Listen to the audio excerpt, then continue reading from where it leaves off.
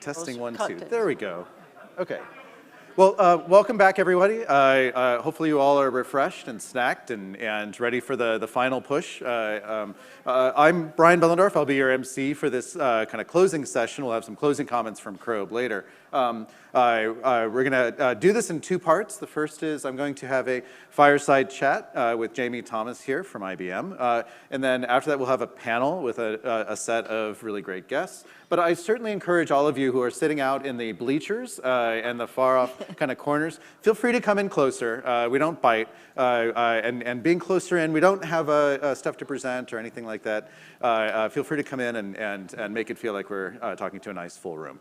Thank you all for sticking it out. So it is my pleasure to introduce to you Jamie Thomas. Jamie is the chair of the OpenSSF governing board. She also oversees all of enterprise security for IBM. She has been a part of this project since we pressed the reboot button in September, and got things underway. And I thought it'd be really fun to help the audience get to know more both about you and kind of your work at IBM and kind of the interests that led you to this point. And frankly, what the corporate world, so to speak, thinks about what we're doing and what we should be doing as we go through this. So thank you for being here. I'm glad to be here. Great. So let's start by getting to know you better. Could you share more about kind of your journey inside IBM to the role that you have, or tell us more about the role and kind of what led you to this moment in time? Yeah, sure. And one of my favorite topics, of course, is women in STEM, which we all know there's not enough of. So thanks to all of you that are here. But I try to encourage ladies that there's a lot of opportunity in this field, and it's really fascinating. But I joined as a computer science programmer in IBM before we had we were just starting our software business. It ended up being a $20 billion business in the end. It grew a little bit. And along the way, I worked on application development projects, was part of the Eclipse decision to donate the original software to the Eclipse Foundation and start the Eclipse Foundation. Did a lot of work with our support of Linux in the early days when we decided fundamentally that we would embrace Linux, that we would support Linux as a key operating system. And obviously those were the days where we were also embracing Java quite a bit. So Java is a key middleware component, if you will, for our middleware business. And I spent most of my career in software, then somehow I got asked to go by our current CEO now, he's the CEO of IBM, to go to the hardware division and stimulate software in hardware. Of course, hardware does not run without software last time we checked. And we were working on OpenStack technologies, Linux again, a lot of the software-defined technologies. And through that path, I ended up owning, which is what I own today, in addition to enterprise security, all of the IBM processor development and the systems development that support our high-end systems, Z, power, and quantum computing systems, in addition to my night job as enterprise security if things were not exciting enough. But those topics all kind of fit together if you think about it. Yeah, no, I mean, certainly quantum and AI and even processors, there are security ramifications throughout all of that. Yeah. What would you say, though, is kind of different about cybersecurity in 2022, compared to 5 years ago, 10 years ago, and especially kind of in the domain that we're focused in? Well, I would say, first of all, my journey to get into enterprise security was really through the lens of product security, whether that was software product security or hardware product security. If any of you are here from hardware background, Spectre Meltdown was pretty exciting. And that was also the precursor to the software supply chain attacks like SolarWinds and things like that. And I think what's different now is that you do have to have, for an enterprise like IBM, you do have to have an effective melding of cyber operations with product security. I mean, they go hand in hand given the role that we play. They're both very important. And the level of sophistication of these software supply chain attacks, I think, was eye-opening. I'm sure that many of you all here, and first of all, thanks for being here and devoting yourselves to software security, because without you, we're not going to make a difference. But SolarWinds was fairly interesting from a number of dimensions, right? We've studied it, we took it apart. We've got a PhD in SolarWinds. And I would say that we took away a lot of learnings from that we started to implement even before Log4j hit. And Log4j was just more prevalent, right? Because it was a very prevalently used component, and therefore it affected, not only was it a cyber attack, right? Because for any of those of you that do cyber operations, you can see at some point early on, we had instrumented like day one our tools to detect Log4j attacks, and we could see exactly how many we were getting every day and from where they were coming, literally, you know, which country of origin, that kind of thing. But these were very different attacks, and of course Log4j was very prevalent in the software stack. And so patching that much software in a reasonable amount of time and meeting the expectations of all the customers, fairly challenging. So I think that then became a catalyst for all of us, though, in the industry to say, how do we be more proactive about this? How do we help open source prevent these kind of things in the future, but more importantly, be prepared should they happen again in the future, right? Because Log4j, I don't know about you all, but it took up a little bit of our holiday season, as did SolarWinds the previous year. Yeah. So, yeah.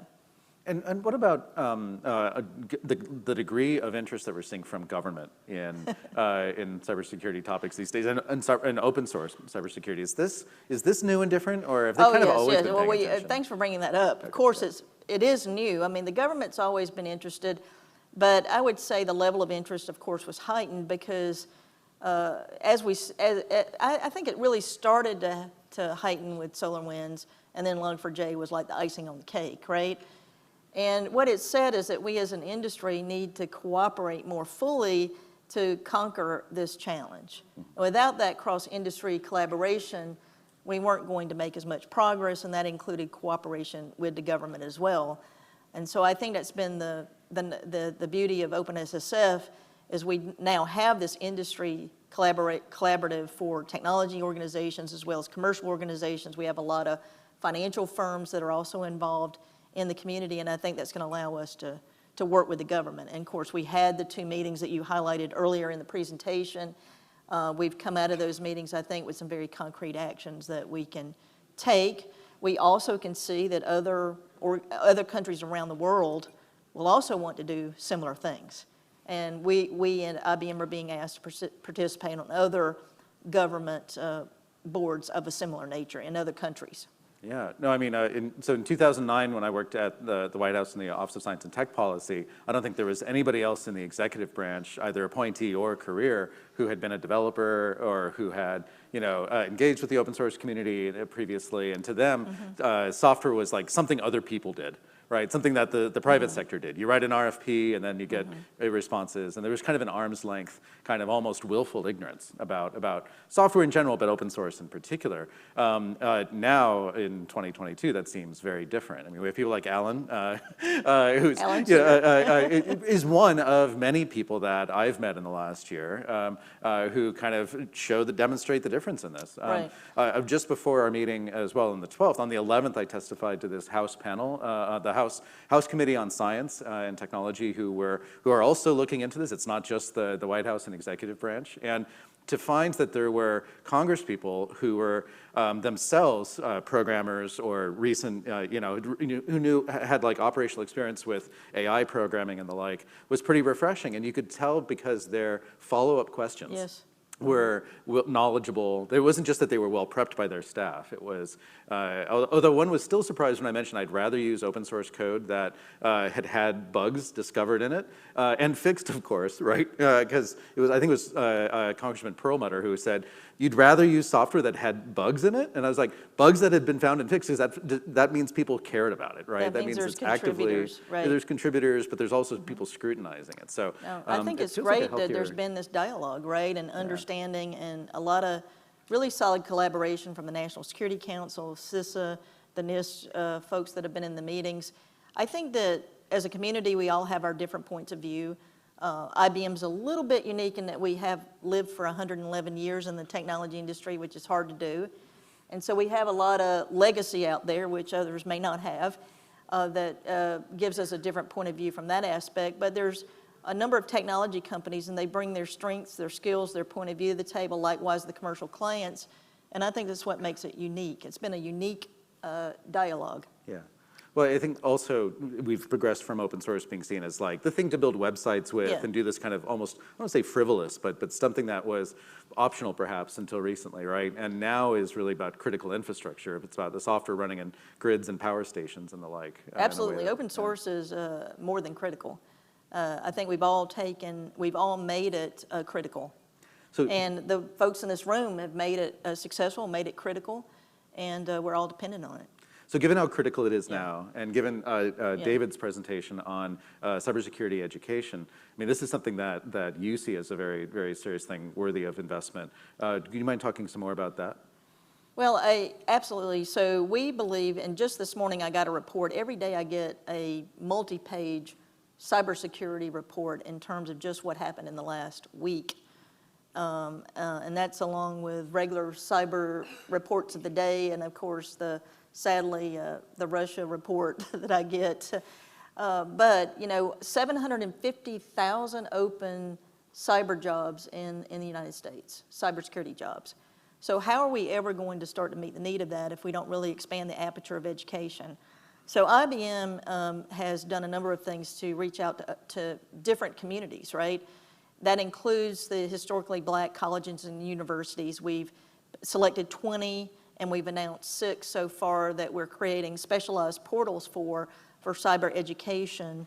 And we'd really like to partner with the Linux Foundation for some of the education that David spoke about, right? It's really exciting. How do we get that into that community, into that university and college sector? So the one I like the most, of course, because I'm from North Carolina, is North Carolina A&T. But there's Southern University, Xavier out of Louisiana, Morgan State, Clark Atlanta University, a number of others that are participating, and I think this is important. We also have a program to reach veterans. There's 250,000 individuals that come out of the armed forces. So how do we work with Veterans Affairs to reach that community? And then how do we reach those with neurodiversity? All of us have relatives or friends that have neurodiversity challenges, dyslexia, perhaps autism and other things. Very important to expand. And I've got members on my team that are neurodiversity, folks that are executives and have done amazing things. So I really feel excited about that. And so I think we have to expand the reach. I have so many organizations that come to IBM and they say, we can't hire a single person. We cannot afford to hire anyone with security skills. So we don't even know where to go. We don't even know where to start. There's an opportunity for all of us to create those skills and to leverage the education you all are doing. In fact, we saw your announcement already today. We want to leverage that education for IBM internal to complement our cyber training. So we track cyber training to the death. We are trying to make sure that people don't do those silly things that David talked about. That's why you have automated tools, cyber tools that detect the crazy behavior that does happen every day, because you can't train everybody, but you try to, right? But along with that, this developer training, I think, is going to be really important for going forward. The other thing we really feel is that contribution to open source is something we have to do. We have over 5,000 contributors between what IBM has and what Red Hat has, because Red Hat is an IBM company, albeit they're separate. And we also believe that Log4j, we went back and we looked at our most utilized open source projects. And we did an assessment of contributors on those projects. And we realized we had to contribute to the most utilized projects as well as to the cool projects, the new projects that everybody flocks to, right? And so we are balancing our contribution and we're rewarding people who go and contribute to those projects with monetary recognition. That's great. That's great. So you're chair of the OpenSSF governing board, and for those of you who don't know how the kind of typical Linux Foundation governance model works, obviously all the actual substance of what we do is built in the public, built voluntarily, built. Sometimes we're able to provide some seed funding for things here to help get them started, but really we want the application of things happening publicly and being driven bottoms up organically based on, the phrase from the West Wing television show, history is made by those who show up, has always been like one of my guiding lights. But what the governing board does is oversee a budget. right? We're able to raise some funds. We're now at enough membership to be able to afford some staff, be able to make some investments in things. And it's through that kind of oversight on the budget and us as staff, you could tell us we're not doing a good job and swap us out, that you have some influence over the strategy and direction for the overall community. But it's really to help support the community. And we have on our governing board, I don't want to say, well, it's not every large company, but it's a lot of the large companies that matter in the software, the developer tools space, increasingly financial services firms and the like. As your servant, I work for you, right? I have opinions that I might hold to myself, but it sometimes feels like helping that group come to an agreement can be a challenge, right? Or look at kind of common direction. So as chair, what are some thoughts that you have on bringing that community around a common vision and working together towards supporting the community? Well, I think whenever you have a group of stakeholders like that, it will be impossible to agree on everything, right? But what I have seen is relative agreement on these top priority items. I thought the meeting that we had in DC helped me understand why some of them were more important to others than they were to me. So I took away that level of understanding. Well, I might not care about this, but others in the room did, right? And I think what we're doing is participating in those that we think we can have the most impact to. And frankly, it's like every other large firm. There's a lot of things that are pulling on people's time. So Jeff Borick, who's here from my team, I actually meet with the team. Since SolarWinds, I meet every week with the team on software supply chain actions. Because for a company as large as we are, there's something to talk about every week. And the importance to us is making sure we've got participation in these work groups, and we're really at the table that we're going to help the work group and we're going to help ourselves, right? Because that's how we get the execution done. And I would say before this new governing body, we probably were, we were perhaps not as at the table as much as we needed to be. We also, of course, collaborate with Red Hat, who are very involved in SigStore and things like that, to make sure we're divide and conquer as it makes appropriate, right? Makes sense. But I think that that's the value that we can get together as this community. You've talked in this meeting about a lot of the important actions, right? Which is the automation of best practices for the open source projects to make sure the developers can take advantage and be responsible for security, but also have productivity. Because we keenly recognize the productivity that open source has brought to the world. But how do we do that and we still have security? The only good thing that came out of Log4j is an enormous amount of awareness of how important security is to everybody. My team that does cybersecurity, they believe that fundamentally until there's a big incident, you just don't get enough attention. So they believe that Log4j was the calling card, right? That said we have to do something dramatically different as a community, and I think it's been a catalyst, perhaps an unfortunate catalyst, but a catalyst, and I think we can go from there and take advantage of that the situation and improve things going forward. It's going to be so important to us because the world runs on software. It's sometimes obscure what software you're running underneath the hood. I agree that the end client should not have to worry about that.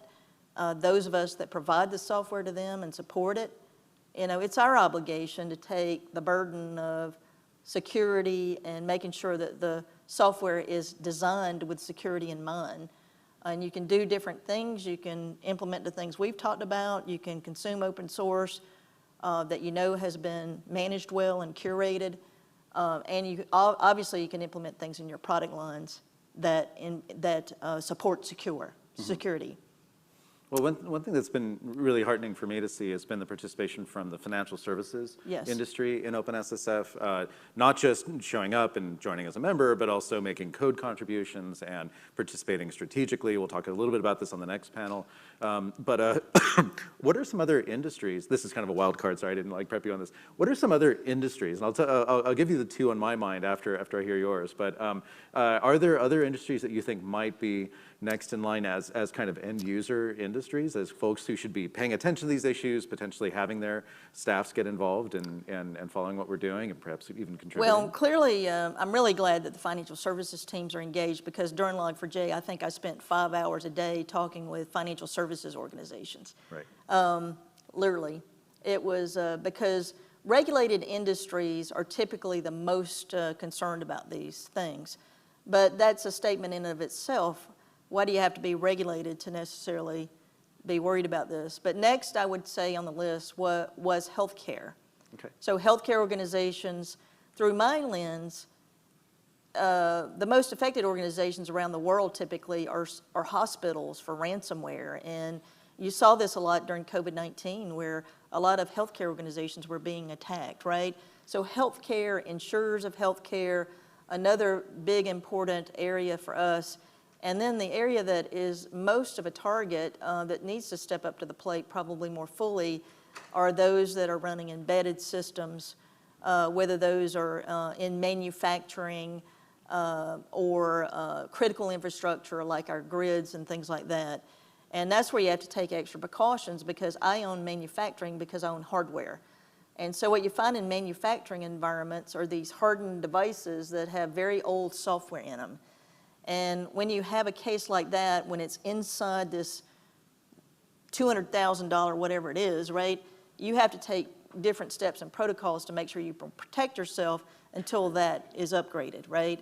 You're not going to just throw out equipment of that value tomorrow, but it is really critical, I think, that those organizations step up to the plate, right? Yeah, consumer electronics, embedded industrial, all those makes a ton of sense. The only other industry on my mind was the insurance industry. Because all those companies that write cybersecurity breach insurance policies, you know, getting them to nudge their clients to use more secure alternatives and the like could be a way to help encourage investment in the right kinds of things. Well, certainly they started to increase the premiums, right? Because I think it was the pipeline, the Colonial Pipeline situation, and I'm in North Carolina, and all I can say is my cyber team sent me a note that day, pipelines have been attacked, we all went out and got gasoline. Now, people said, well, you're part of the problem, you went and got gas when you didn't need it. I said, well, I was here for the last hurricane that shut down that pipeline, and I sat in line for 7 hours. I don't have the time to do that right now. So this pipeline is going to be down for 7 days, and I've got my gas, and I made my choice. But that's how long it was down, right? Because that's the average length of time that those typically take. But that's an example of one of those situations, right, that was very critical. My last question will be, what do you think is the most important thing for us as a community to figure out how to do by the end of this year, just to get accomplished, even if it's something we haven't yet talked about, even if it's kind of a wild card, just like one important thing for us to get out there and succeed at doing? Well, I don't know if we could say that one thing is going to make or break the year, but certainly making a lot of headway in the education aspect because we're not going to do this without thousands of developers who feel that they're being recognized and that security is important and that it's fun to be a part of security, right? I actually, in a strange way, have a lot of fun with cyber attacks. I mean, that probably says something, odd, but you learn a lot from these things, right? And I think that's really imperative that we marshal the army of thousands of contributors that can make a difference, and then that army will help us do many of the other things that we've been speaking about today. Well, my dad was a COBOL programmer at IBM when I was growing up, and he would take me into the computer lab in the basement in Glendale's office, and he would give me a green screen, a terminal to it. I don't know what he was thinking, because I knew how to write BASIC, and there was this one address I could poke and cause him to have to come out of his office and press reboot buttons on the mainframe. So I understand that... Reboots aren't good on the mainframe. That's not a good no, thing. they're not. So I understand that why this kind of vulnerability thing and cyber texting could be a little bit interesting. It certainly was to 8-year-old me. So thank you very much, Jamie. This was a really enlightening talk. Thank you, and thanks again to all of you that are here and taking your time for this important topic. Thanks, and thanks, Brian, for everything you're doing. Great, thank you. Thank you.